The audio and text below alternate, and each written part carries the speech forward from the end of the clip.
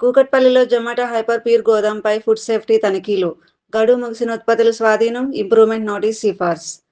సైబరాబాద్‌లో food safety తనిఖీలు కొనసాగుతున్నాయి. ఇందులో భాగంగా ఐడీఏ కూకట్పల్లిలోని జొమాటో హైపర్ ప్యూర్ గోదాంను సీఎంసీ ఫుడ్ సేఫ్టీ బృందాలు తనిఖీ చేశాయి. తనిఖీల్లో గడువు ముగిసిన 78 కిచెన్ కింగ్ మసాలా ప్యాకెట్లు, ఎక్స్పైర్డ్ పిజ్జా సాస్ గుర్తించి డిస్పోజ్ చేశారు.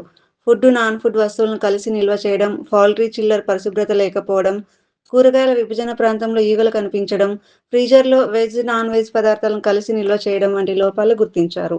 సంస్థకు ఇంప్రూవ్‌మెంట్ నోటీస్ సిఫార్సు చేయగా, పల్లీలు, పప్పు, జీలకర్ర, నెయ్యి నమూనాలను పరీక్షల కోసం ల్యాబ్‌కు పంపించారు.